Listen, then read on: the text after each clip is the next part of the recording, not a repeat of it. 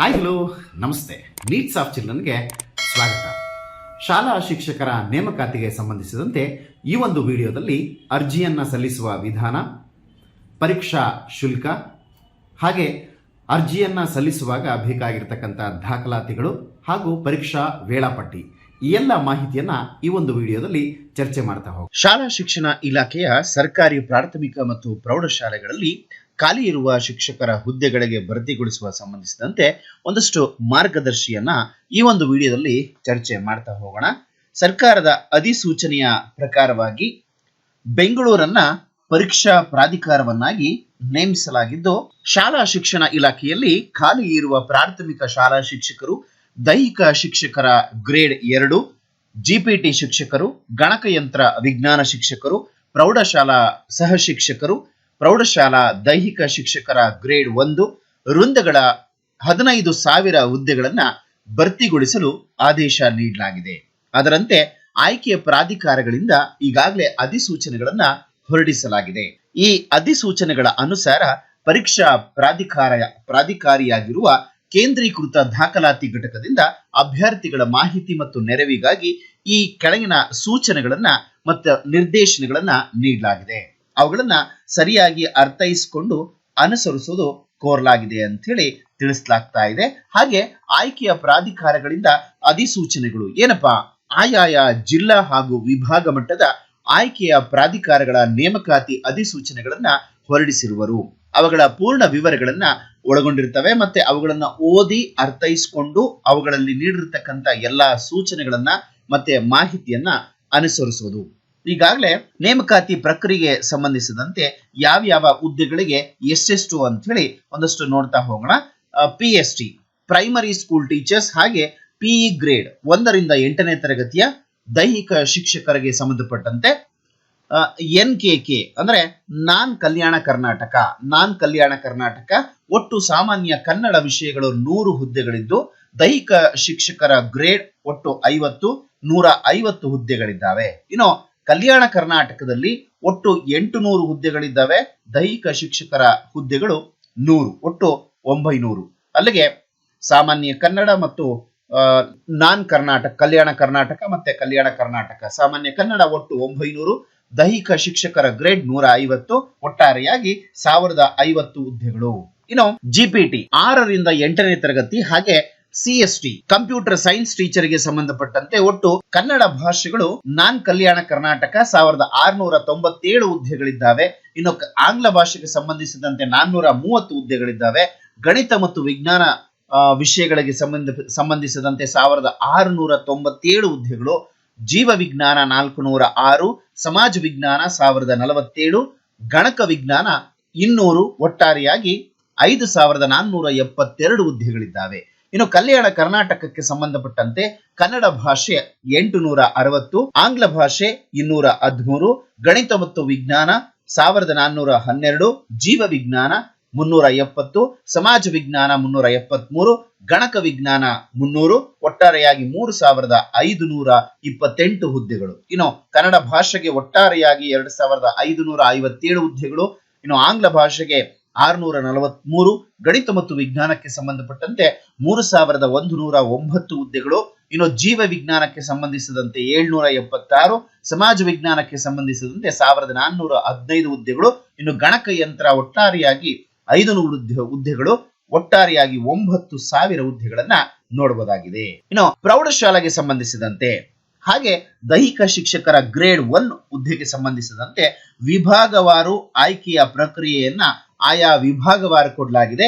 ವಿಭಾಗಗಳು ಅದರ ಅನ್ವಯ ನೋಡ್ತಾ ಹೋದ್ರೆ ಅಸಿಸ್ಟೆಂಟ್ ಮಾಸ್ಟರ್ ಕನ್ನಡ ಒಟ್ಟು ಬೆಂಗಳೂರು ವಿಭಾಗದಲ್ಲಿ 201 ಹುದ್ದೆಗಳು, ಮೈಸೂರು ವಿಭಾಗದಲ್ಲಿ 169, ಧಾರವಾಡ ವಿಭಾಗದಲ್ಲಿ 192, ಕಲಬುರಗಿ ವಿಭಾಗದಲ್ಲಿ 553 ಹುದ್ದೆಗಳು, ಒಟ್ಟಾರೆಯಾಗಿ 1115 ಹುದ್ದೆಗಳು ಕನ್ನಡ ಭಾಷೆಗಿದ್ದಾವೆ.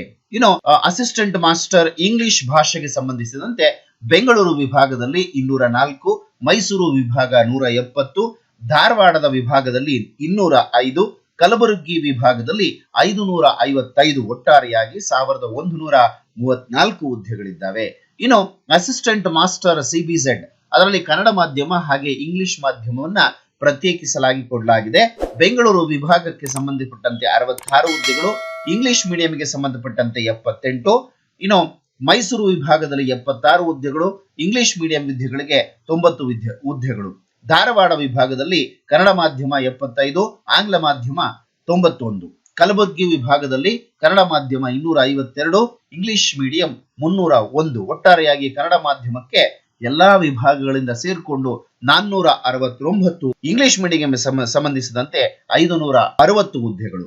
ಇನ್ನು ಅಸಿಸ್ಟೆಂಟ್ ಮಾಸ್ಟರ್ಸ್ ಆರ್ಟ್ಸ್ ವಿಭಾಗಕ್ಕೆ ಸಂಬಂಧಪಟ್ಟಂತೆ ಕನ್ನಡ ಮಾಧ್ಯಮ 92, ಆಂಗ್ಲ ಮಾಧ್ಯಮ 144, ಮೈಸೂರು ವಿಭಾಗ 83, ಇಂಗ್ಲಿಷ್ ಮೀಡಿಯಂ 126, ಧಾರವಾಡ ವಿಭಾಗ 90, ಇಂಗ್ಲಿಷ್ ಮೀಡಿಯಂಗೆ 134. ಇನ್ನು ಕಲಬುರಗಿ ವಿಭಾಗ 218, ಇಂಗ್ಲಿಷ್ ಮಾಧ್ಯಮ 335. ಒಟ್ಟಾರೆಯಾಗಿ 483 ಇಂಗ್ಲಿಷ್ ಕನ್ನಡ ಮಾಧ್ಯಮ ಅಂದ್ರೆ 739 ಇಂಗ್ಲಿಷ್ ಮಾಧ್ಯಮಕ್ಕೆ ಇದ್ದಾರೆ. ಇನ್ನು PE ಟೀಚರಿಗೆ ಸಂಬಂಧಪಟ್ಟಂತೆ ಬೆಂಗಳೂರು ವಿಭಾಗ 47, ಮೈಸೂರು ವಿಭಾಗ 34, ಧಾರವಾಡ ವಿಭಾಗ 44, ಕಲಬುರಗಿ ವಿಭಾಗಕ್ಕೆ 325 ಹುದ್ದೆಗಳು. ಒಟ್ಟಾರೆಯಾಗಿ 450 ಹುದ್ದೆಗಳು. ಬೆಂಗಳೂರು ವಿಭಾಗದಲ್ಲಿ ಒಟ್ಟಾರೆಯಾಗಿ 832 ಹುದ್ದೆಗಳಿದ್ದರೆ ಮೈಸೂರು ವಿಭಾಗದಲ್ಲಿ 748, ಧಾರವಾಡ ವಿಭಾಗದಲ್ಲಿ 831, ಕಲಬುರಗಿ ವಿಭಾಗದಲ್ಲಿ 2539 ಹುದ್ದೆಗಳು. ಒಟ್ಟಾರೆಯಾಗಿ ಪ್ರೌಢಶಾಲಾ ಶಿಕ್ಷಕರ ನೇಮಕಾತಿಗೆ ಸಂಬಂಧಪಟ್ಟಂತೆ 4950 ಹುದ್ದೆಗಳು. ಇನ್ನು ಸಾರಾಂಶ ನೋಡೋದಾದ್ರೆ PST ಪ್ರೈಮರಿ ಸ್ಕೂಲ್ ಟೀಚರ್ಸ್ 1 ರಿಂದ 5ನೇ ತರಗತಿ ಮತ್ತೆ 1 ರಿಂದ 8ನೇ ತರಗತಿಯ ದೈಹಿಕ ಶಿಕ್ಷಕರು 1050, GPT 6 ರಿಂದ 8 ಹಾಗೆ ಗಣಕಯಂತ್ರ ವಿಜ್ಞಾನ ವಿಭಾಗದ ಶಿಕ್ಷಕರಿಗೆ ಸಂಬಂಧಪಟ್ಟಂತೆ 9000 ಹುದ್ದೆಗಳು. ಇನ್ನು ಪ್ರೌಢಶಾಲಾ ಹಾಗೆ ದೈಹಿಕ ಶಿಕ್ಷಕರ ಹುದ್ದೆ ನೋಡ್ಕೊಂಡ್ರೆ 4950, ಒಟ್ಟಾರೆಯಾಗಿ 15000 ಶಿಕ್ಷಕರ ನೇಮಕಾತಿ. ಇನ್ನು ಅರ್ಜಿ ಸಲ್ಲಿಸುವಿಕೆ ಬಗ್ಗೆ ಒಂದಷ್ಟು ಮಾಹಿತಿಯನ್ನ ನೋಡೋದಾದ್ರೆ ಆನ್ಲೈನ್ ಮೂಲಕ ಅರ್ಜಿ ಸಲ್ಲಿಸೋದು ಬಹಳ ಮಹತ್ತರವಾದ ಒಂದು ಕಾರ್ಯ ಆಗಿದೆ. ಇಲ್ಲಿ ನಾವು ಬಹಳ ಗಮನವಿಟ್ಟು ಇದನ್ನ ನೋಡ್ಬೇಕಾಗಿರ್ತಕ್ಕಂಥದ್ದು. ಒಂದು ಸರಿ ನಾವೇನಾದ್ರೂ ತಪ್ಪು ಮಾಡಿದೀವಿ ಅಂತಂದ್ರೆ ಮತ್ತೆ ನಾವು ಹಾಕಿರ್ತಕ್ಕಂಥ ದುಡ್ಡು ಹೋಗುತ್ತೆ, ಅದು ಸಮಯನೂ ಕೂಡ ವೇಸ್ಟ್ ಆಗುತ್ತೆ. ಹಾಗಾಗಿ ಬಹಳ ಜಾಗೃತಿಯಿಂದ ಈ ಒಂದು ಅರ್ಜಿಯನ್ನ ಹಾಕಿ ಅಭ್ಯರ್ಥಿಯು ಸ್ವತಃ ಅದನ್ನ ಉಪಸ್ಥಿತರಿದ್ದು ಅತ್ಯಂತ ಜಾಗರೂಕತೆಯಿಂದ ಮಾಡಬೇಕಾಗಿರುತ್ತದೆ. ಅರ್ಜಿ ಸಲ್ಲಿಸುವಾಗ ಎಲ್ಲಾ ದಾಖಲಾತಿಗಳನ್ನ ಸಿದ್ಧ ಇರಿಸಿಕೊಂಡು ನಂತರ ಅಂಕಣಗಳನ್ನ ಒಂದೊಂದಾಗಿ ತುಂಬಬೇಕು. ಅರ್ಜಿ ಸಲ್ಲಿಸೋದಕ್ಕೆ ಆರಂಭಿಸುವ ಮುನ್ನ ಆಯಾ ಹುದ್ದೆಗೆ ಸಂಬಂಧಿಸಿದಂತೆ ಆಯಾ ಆಯ್ಕೆ ಪ್ರಾಧಿಕಾರಗಳು ಹೊರಡಿಸಿರ್ತಕ್ಕಂಥ ಅಧಿಸೂಚನೆಗಳನ್ನ ಅತ್ಯಂತ ಜಾಗರೂಕರಾಗಿ ಓದಿ ಮನನ ಮಾಡಿಕೊಂಡು ಸೂಕ್ತ ನಿರ್ಧಾರಗಳನ್ನ ಕೈಗೊಂಡು ನಂತರದಲ್ಲಿ ಅರ್ಜಿಯನ್ನ ಸಲ್ಲಿಸಬೇಕು. ಯಾವುದೇ ಗಡಿಬಿಡಿ, ಗೊಂದಲ, ಸಂದೇಹಗಳನ್ನ ಹೊಂದಿ ಈ ಕಾರ್ಯವನ್ನ ಮಾಡಬಾರದಾಗಿ ಸೂಚನೆಯಲ್ಲಿ ತಿಳಿಸಲಾಗಿದೆ. ಇನ್ನು ಒಬ್ಬ ಅಭ್ಯರ್ಥಿಯು ಒಂದು ಅರ್ಜಿಯನ್ನ ಮಾತ್ರ ಸಲ್ಲಿಸೋದಕ್ಕೆ ಅವಕಾಶ ನೀಡಲಾಗಿದ್ದು, ಈ ಒಂದು ಅರ್ಜಿಯಲ್ಲಿ ನೀವೇನಾದ್ರೂ D.Ed ಅನ್ನ ಮಾಡಿದ್ರೆ ಅದರಲ್ಲಿ TET ಪೇಪರ್ 1 ಕೂಡ ಕ್ವಾಲಿಫೈ ಆಗಿದ್ರೆ ನೀವು ಕೂಡ PST ಅರ್ಜಿಯನ್ನ ಹಾಕ್ಲಿಕ್ಕೆ ಅವಕಾಶ ಇರ್ತದೆ. ಹಾಗೆ ಪ್ರೈಮರಿ PE ಟೀಚರ್ಗೆ ಗ್ರೇಡ್ 1 ಹಾಗೆ ಕಂಪ್ಯೂಟರ್ ವಿಜ್ಞಾನ ಶಿಕ್ಷಕರಾಗ್ಲಿಕ್ಕೆ ಇನ್ನು GPT 6 ರಿಂದ 8ನೇ ತರಗತಿ. ಒಂದು ವೇಳೆ ಏನಾದ್ರೂ ಟೆಟ್ ಪೇಪರ್ 2 ಏನಾದ್ರೂ ನಿಮ್ದು ಕ್ವಾಲಿಫೈಡ್ ಆಗಿದ್ರೆ ಅದಕ್ಕೂ ಕೂಡ ನೀವು ಅರ್ಹರಾಗಿರ್ತೀರಿ. ಹಾಗೆ ಪ್ರೌಢಶಾಲಾ ಶಿಕ್ಷಕರಿಗೆ ಸಂಬಂಧಪಟ್ಟಂತೆ ಯಾವುದೇ ರೀತಿಯ ಟೆಟ್ ನ ಅವಶ್ಯಕತೆ ಇಲ್ಲ. ಹಾಗೇನೆ ಎಲ್ಲರೂ ಕೂಡ ಯಾರೆಲ್ಲ ಪ್ರೌಢಶಾಲಾ ಶಿಕ್ಷಕರಾಗ್ಲಿಕ್ಕೆ ಅರ್ಹರಿದ್ದೀರಿ, ಅದರ ವಿದ್ಯಾರ್ಹತೆ ಇದೆ, ಅವರೆಲ್ಲರೂ ಕೂಡ ಒಂದೇ ಅರ್ಜಿಯನ್ನ ಹಾಕಬಹುದು. ಹಾಗೆ ಪ್ರೌಢಶಾಲಾ ಶಿಕ್ಷಕರ ಹುದ್ದೆಗಳಿಗೂ ಕೂಡ ಅರ್ಜಿಯನ್ನ ಸಲ್ಲಿಸೋದಕ್ಕೆ ಅವಕಾಶವನ್ನ ಕಲ್ಪಿಸಿಕೊಡಲಾಗಿದೆ. ಒಬ್ಬ ಅಭ್ಯರ್ಥಿಯು ಈ ವಿಧವಾದ ಕೇಡರ್ಗಳ ಹುದ್ದೆಗಳಿಗೆ ಅರ್ಜಿಯನ್ನ ಸಲ್ಲಿಸೋದಕ್ಕೆ ಅರ್ಹತೆಯನ್ನ ಹೊಂದಿದ್ದಲ್ಲಿ, ಬೇರೆ ಬೇರೆ ಜಿಲ್ಲೆಗಳ ಹುದ್ದೆಗಳಿಗೆ ಅರ್ಜಿಯನ್ನ ಸಲ್ಲಿಸೋದಕ್ಕೆ ಬಯಸಿದ್ದಲ್ಲಿ ಒಂದೇ ಅರ್ಜಿಯನ್ನ ಸಲ್ಲಿಸೋದಕ್ಕೆ ಅವಕಾಶವನ್ನ ಕೊಡಲಾಗಿದೆ. ಇನ್ನು ಸಾಮಾನ್ಯವಾಗಿ ಅರ್ಜಿಯನ್ನ ಸಲ್ಲಿಸುವಾಗ ಅಭ್ಯರ್ಥಿಗಳು ಹೆಸರಿನ ಕಾಗುಣಿತ ದೋಷಗಳು ಸಾಕಷ್ಟು ಮಾಡ್ತಾ ಇರೋದನ್ನ ಕಂಡು ಬಂದಿದೆ. ಹಾಗಾಗಿ ಅದರೊಂದಿಗೆ ಜಾತಿ, ವರ್ಗ, ಪ್ರವರ್ಗ, ಲಿಂಗ, ನಿಮ್ಮ ಜಾತಿ ಆದಾಯ ಸಂಬಂಧಪಟ್ಟಂತೆ RD ನಂಬರ್ ಅದು ಕರೆಕ್ಟ್ ಆಗಿರಬೇಕು. ಹಾಗೆ ಮೀಸಲಾತಿ ವಿವರಗಳೇನಾದ್ರೂ ಇದ್ರೆ ಕೆಟಗರಿಗೆ ಸಂಬಂಧಪಟ್ಟಂತೆ, ಕನ್ನಡ ಮಾಧ್ಯಮಕ್ಕೆ ಸಂಬಂಧಪಟ್ಟಂತೆ, ಗ್ರಾಮೀಣಕ್ಕೆ ಸಂಬಂಧಪಟ್ಟಂತೆ,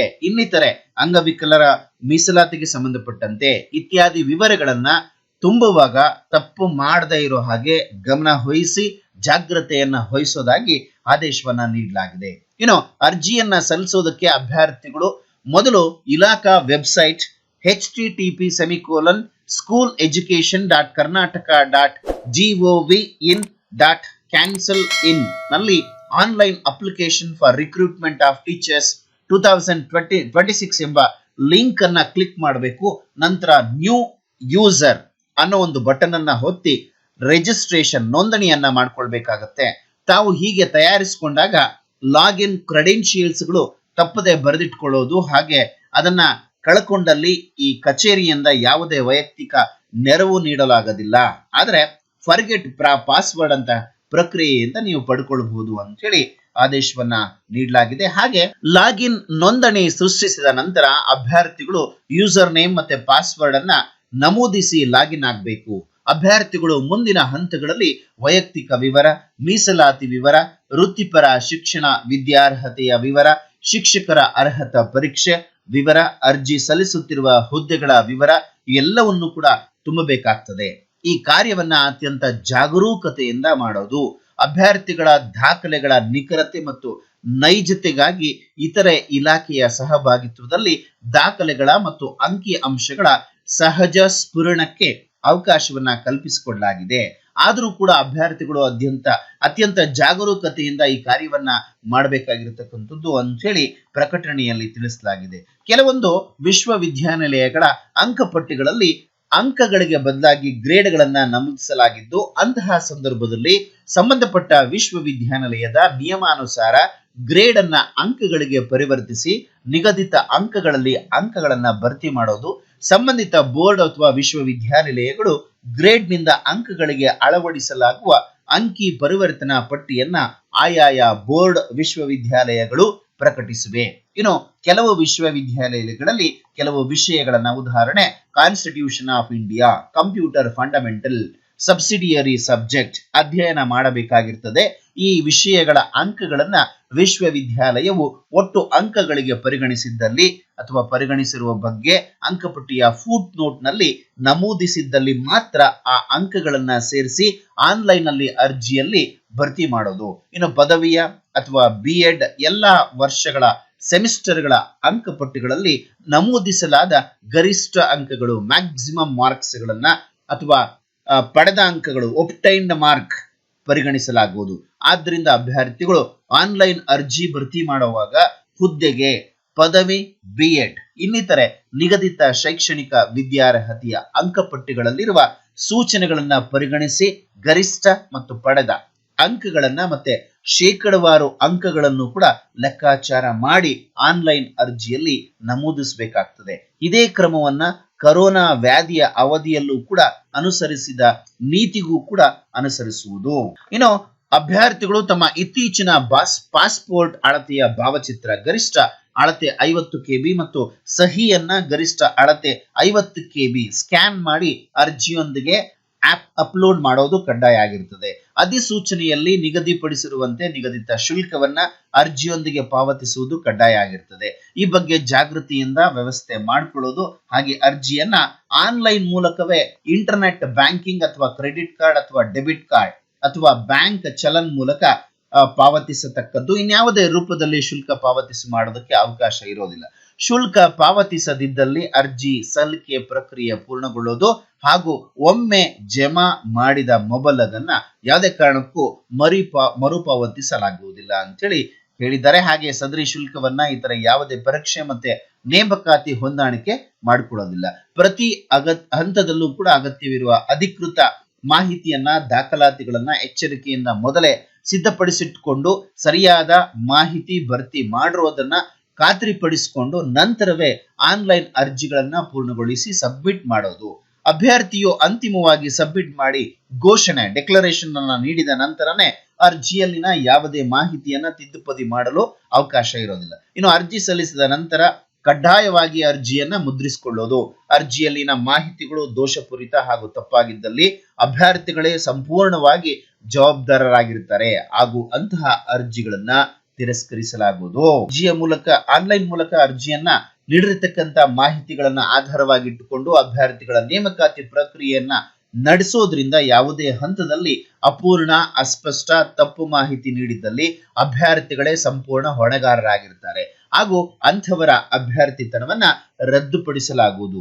ಅರ್ಜಿಯಲ್ಲಿ ನಮೂದಿಸುವ ಮೊಬೈಲ್ ಸಂಖ್ಯೆ ಮತ್ತು ಇಮೇಲ್ ವಿಳಾಸ, ಅಂಚೆ ವಿಳಾಸ, ಆಧಾರ್ ಸಂಖ್ಯೆ, ಭಾವಚಿತ್ರ, ಸಹಿ ಇತ್ಯಾದಿ ಸ್ವತಃ ಅಭ್ಯರ್ಥಿಯದ್ದೇ ಆಗಿರತಕ್ಕದ್ದು.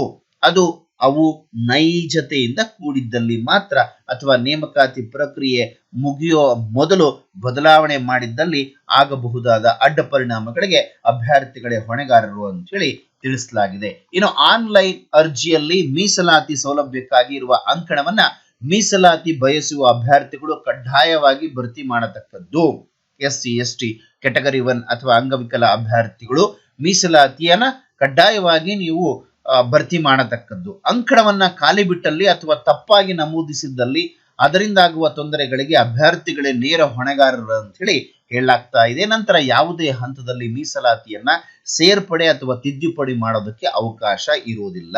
ಮುದ್ರಿತ ಅರ್ಜಿಯು ಒಂದು ವೇಳೆ ಕಳೆದು ಹೋದಲ್ಲಿ ಮೇಲೆ ತಿಳಿಸಿದ ವೆಬ್ಸೈಟ್ ನಲ್ಲಿ ನಿಮ್ಮ ಯೂಸರ್ ID ಮತ್ತೆ ಪಾಸ್ವರ್ಡ್ ಗಳನ್ನ ಭರ್ತಿ ಮಾಡಿ ಪ್ರತಿಯನ್ನ ಪಡ್ಕೊಳ್ಬಹುದು. ಆನ್ಲೈನ್ ಅರ್ಜಿಯಲ್ಲಿ ನಮೂದಿಸಿದ ಅಭ್ಯರ್ಥಿಯ ಎಲ್ಲ ವಿವರಗಳು ಸಮರ್ಪಕವಾಗಿದೆ ಅಂತ ಹೇಳಿ ದೃಢಪಡಿಸಿಕೊಂಡ ನಂತರ ಘೋಷಣೆಯನ್ನ ನೀಡಿದ ನಂತರದಲ್ಲಿ ಯಾವುದೇ ಬದಲಾವಣೆ ಮಾಡೋದಕ್ಕೆ ಅವಕಾಶ ಇರೋದಿಲ್ಲ. ಹಾಗಾಗಿ ಘೋಷಣೆಯನ್ನ ಮಾಡೋದಕ್ಕಿಂತ ಮುಂಚೆ 1 ಸರಿ 2 ಸರಿ ಅಥವಾ 3 ಸರಿ ಎಲ್ಲವೂ ಕೂಡ ಸರಿಯಾಗಿದೆಯಾ ಅಂತ ಮತ್ತೊಮ್ಮೆ ಚೆಕ್ ಮಾಡಿಕೊಂಡು ಆನಂತರ ಸಬ್ಮಿಟ್ ಬಟನ್ ಅನ್ನ ಕೊಡಿ. ಅಭ್ಯರ್ಥಿಗಳು ಆನ್ಲೈನ್ ಅಲ್ಲಿ ಅರ್ಜಿಗಳನ್ನ ಆನ್ಲೈನ್ ಮೂಲಕನೇ ಸಲ್ಲಿಸಬೇಕು. ಇನ್ನಿತರ ಯಾವುದೇ ನಮೂನೆಯಲ್ಲಾಗಲಿ ಅಥವಾ ಬೆರಳಚ್ಚು ಫೋಟೋ ಪ್ರತಿ ಮಾಡಿರುವ ಕೈ ಬರಹದಿಂದ ಬರೆದಿರುವ ಅರ್ಜಿಗಳನ್ನ ಸಲ್ಲಿಸೋದಕ್ಕೆ ಅವಕಾಶ ಇರೋದಿಲ್ಲ.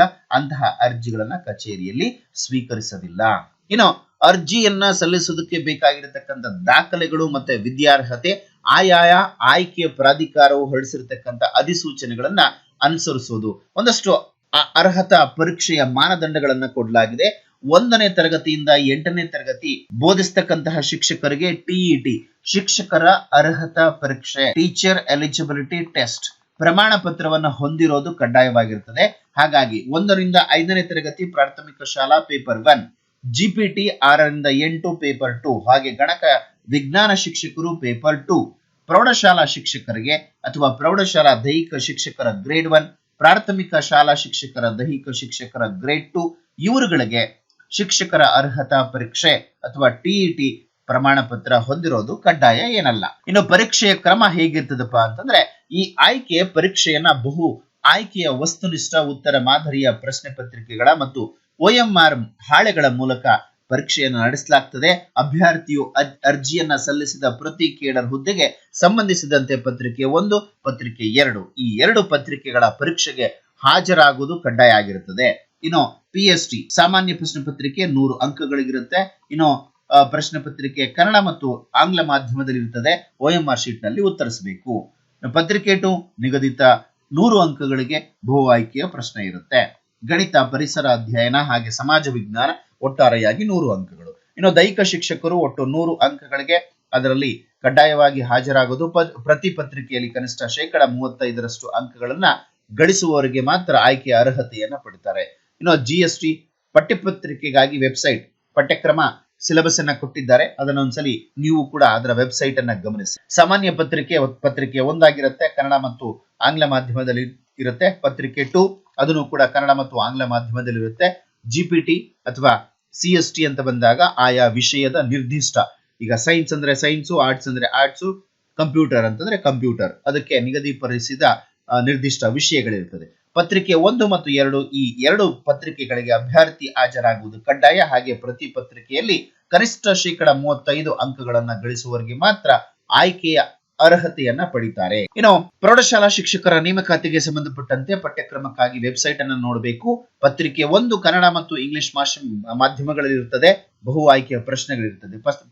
ಪತ್ರಿಕೆ 2 ಆಂಗ್ಲ ಮತ್ತು ಕನ್ನಡ ಮಾಧ್ಯಮದಲ್ಲಿ ಹಾಗೆ ಆಯಾ ವಿಷಯದ ನಿರ್ದಿಷ್ಟ ವಿಷಯಗಳನ್ನ ಒಳಗೊಂಡಿರುತ್ತೆ. ಕನ್ನಡ ಭಾಷೆ ಆದ್ರೆ ಕನ್ನಡ, ಆಂಗ್ಲ ಭಾಷೆ ಆದ್ರೆ ಆಂಗ್ಲ, ವಿಜ್ಞಾನಕ್ಕೆ ಸಂಬಂಧಪಟ್ಟಂತೆ ವಿಜ್ಞಾನ, ಸಮಾಜ ವಿಜ್ಞಾನಕ್ಕೆ ಸಂಬಂಧಪಟ್ಟಂತೆ ಸಮಾಜ ವಿಜ್ಞಾನ.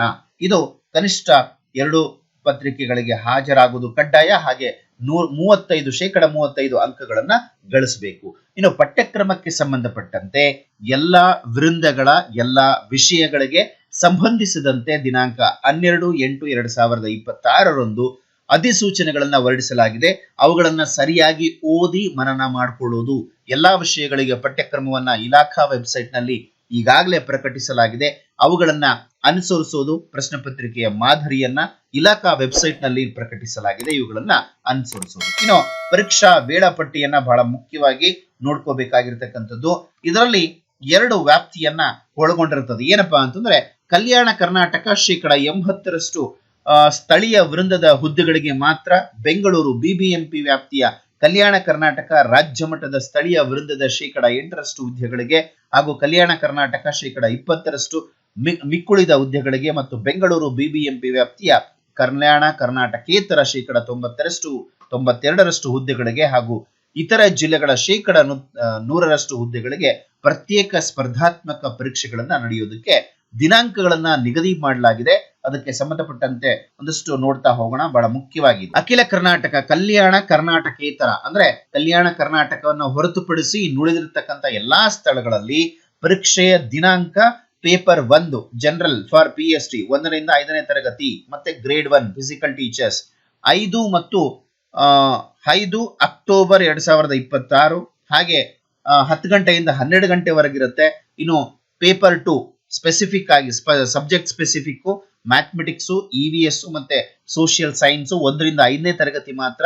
ಇದು ಕೂಡ 5ನೇ ತಾರೀಕು ಅಕ್ಟೋಬರ್ 2026 2:30ರಿಂದ 4:30ವರೆಗೂ ಇರುತ್ತದೆ. ಇನ್ನು ಪೇಪರ್ 2 ಫಿಸಿಕಲ್ ಎಜುಕೇಶನ್ ಅವರಿಗೆ ಸಂಬಂಧಪಟ್ಟಂತೆ 6ನೇ ತಾರೀಕು ಅಕ್ಟೋಬರ್ 2026 10ರಿಂದ 12 ಗಂಟೆವರೆಗೂ ಇರುತ್ತದೆ.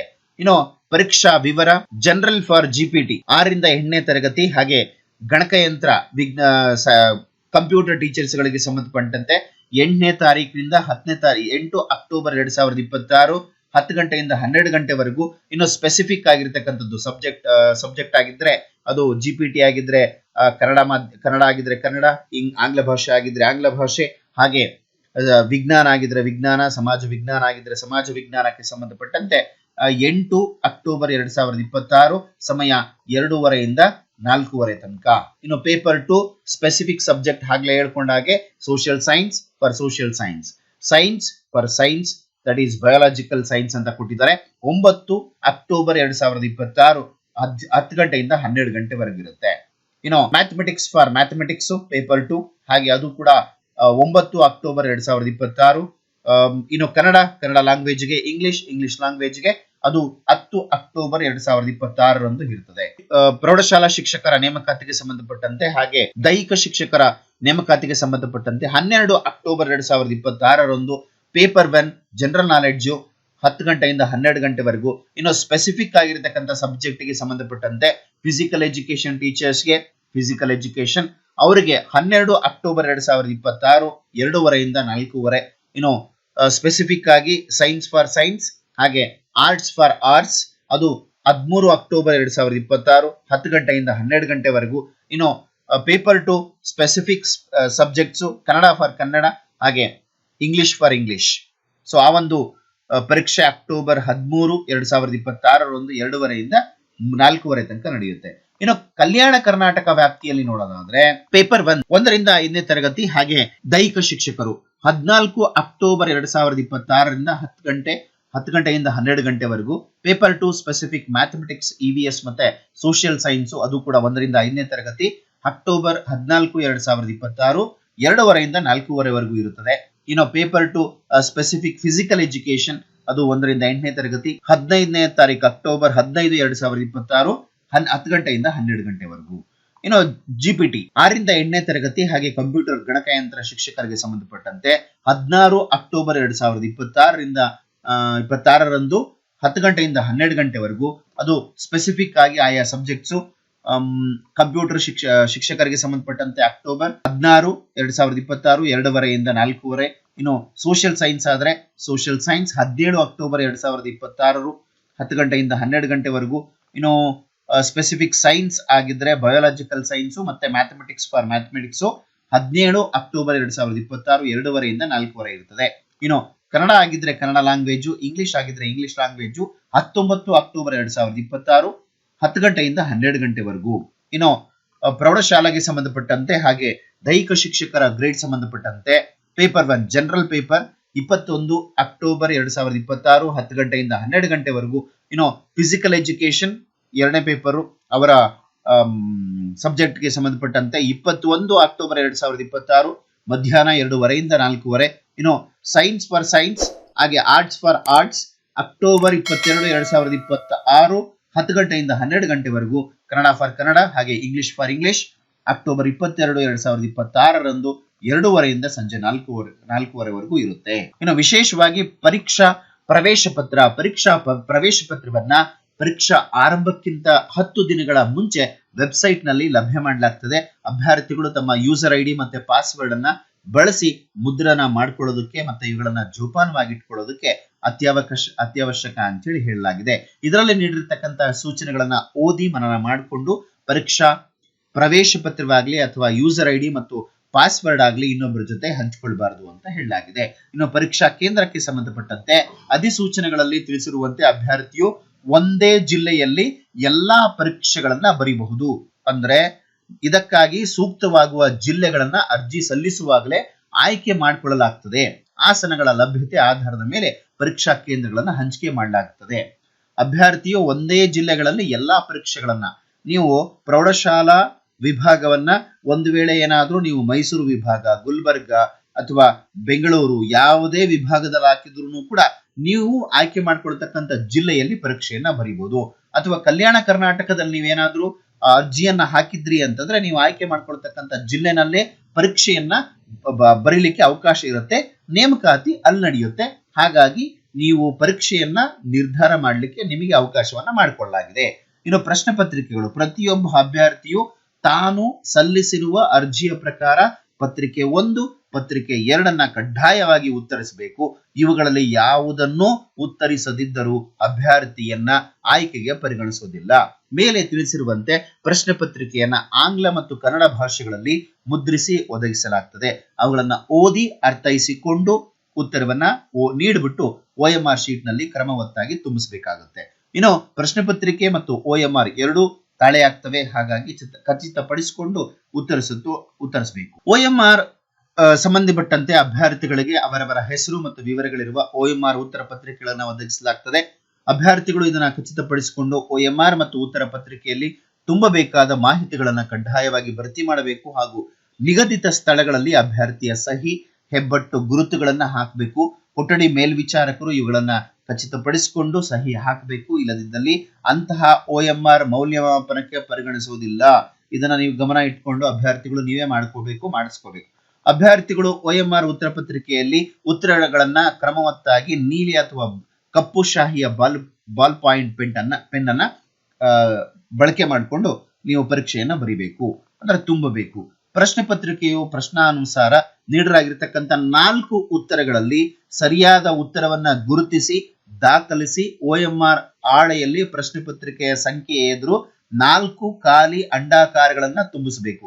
ಒಂದು ವೇಳೆ ಇವುಗಳಲ್ಲಿ ಯಾವುದನ್ನು ಕೂಡ ತುಂಬಿಸೋದಕ್ಕೆ ಬಯಸದೇ ಇದ್ದಲ್ಲಿ ಅದೇ ಸಾಲಿನಲ್ಲಿ 5ನೇ ಅಂಡಾಕಾರ ಇರುತ್ತದೆ, ಅದನ್ನ ತಪ್ಪದೆ ಭರ್ತಿ ಮಾಡಬೇಕು. ಒಂದು ವೇಳೆ ಏನಾದ್ರೂ ನೀವು ಮಾಡಲಿಲ್ಲ ಅಂತಂದ್ರೆ ಇಂತಹ ಪ್ರಶ್ನೆಗೆ 0.25 ನೆಗೆಟಿವ್ ವ್ಯಾಲ್ಯೂಯೇಷನ್ ಇರುತ್ತೆ. ಹಾಗಾಗಿ ಇರೋ 4 ಆಪ್ಷನ್ಸ್ ಗಳಿರ್ತವೆ.